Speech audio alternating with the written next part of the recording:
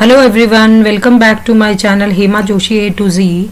As you know that I have uploaded all the videos of chemistry class 9th which helps you for scoring good marks in exam. And now today I am back with another video of biology quick revision for class 9th. Okay, so be ready and please take out your NCERT book of science with a pen or a pencil. So let's start with the first chapter of bio, the fundamental unit of life. I am going to tell you some important topics which you have to prepare for your exams. So first of all बेटा आपको cell की definition यहाँ पे पता होनी चाहिए. Cell की definition क्या है. ओके एंड ये अनियन पील का दिखाया हुआ है, इसमें न्यूक्लियस सेल्स दिखा रखे हैं. ये माइक्रोस्कोप से कोई क्वेश्चन नहीं आता है, यहाँ पे मोस्टली देखा गया है.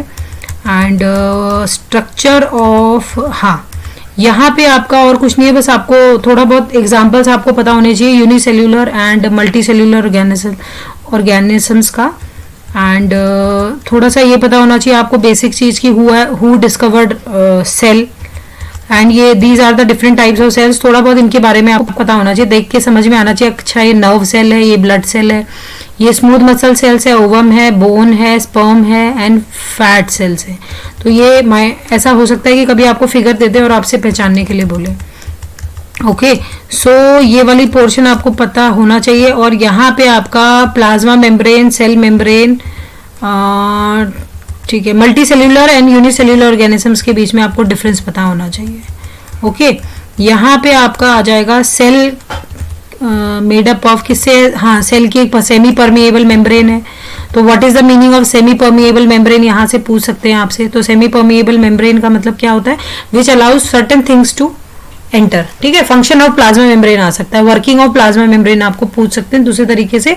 सो you should know about plasma membrane. ठीक है, plasma membrane is semi permeable, semi selectively permeable membrane.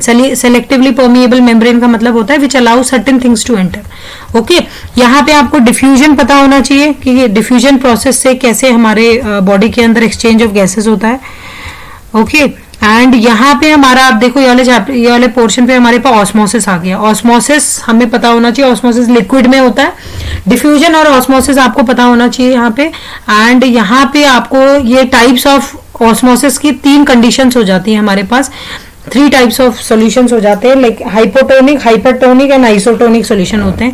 इनमें से क्वेश्चन पक्का आता है. तो यहाँ आपको प्रिपेयर कर लेना है. एंड प्लाज्मा मेम्ब्रेन के फंक्शन में आपको ऊपर बता चुकी हूँ. और यहाँ पे एक छोटा सा वो दिया हुआ है आपका एंडोसाइटोसिस. आप देख रहे हैं एंडोसाइटोसिस.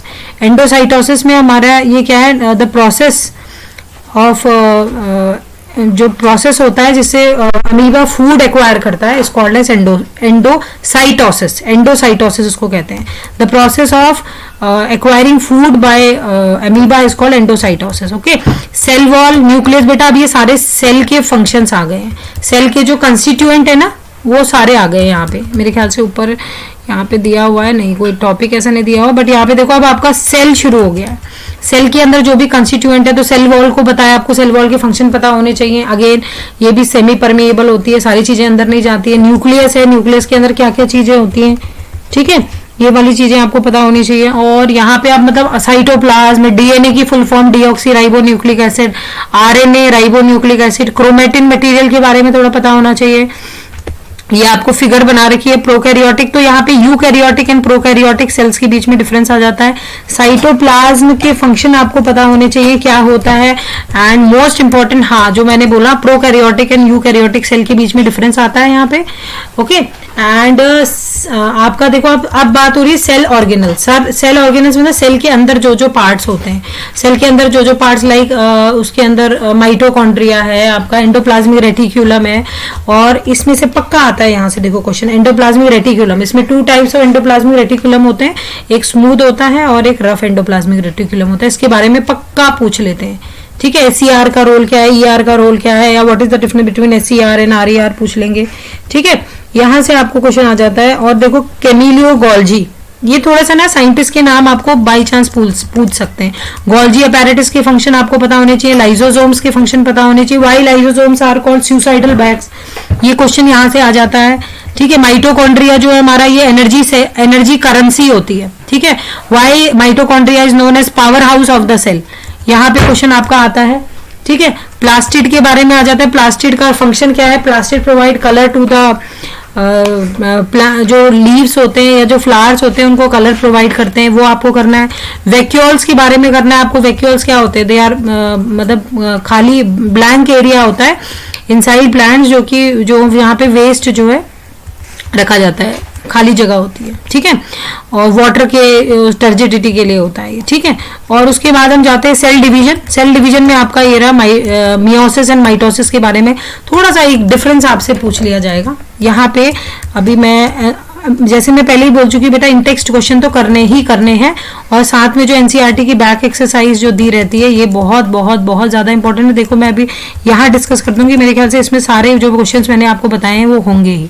प्रोकैरियोटिक यूकैरियोटिक के बीच में डिफरेंस है, प्लाज्मा मेम्ब्रेन के फंक्शन हो गए हैं, और गोल्जी अपैरेटस आ गया, देखो पावर हाउस ऑफ सेल आ गया, mitochondria and lipids, protein, constituent, ये सारा इंपॉर्टेंट है। ऑस्मोसिस, अमीबा कैसे फूड ऑब्टेन करता है, एंडोसाइटोसिस अभी आपको बताया। बाकी आई टोल्ड यू कि आपको मल्टीपल चॉइस क्वेश्चंस तो करने ही करने हैं, ये ध्यान रखो, ठीक है। So that's all for this chapter, and again if you like the video please like, share, subscribe and press the bell icon, so that देखो आप लोग जब लाइक करते हैं, शेयर करते हैं या सब्सक्राइब करते हैं तो मेरे को ना मोटिवेशन मिलता है इससे, ठीक है। तो उस मोटिवेशन से I could upload more videos with a great enthusiasm. Okay, thank you, stay safe, stay happy.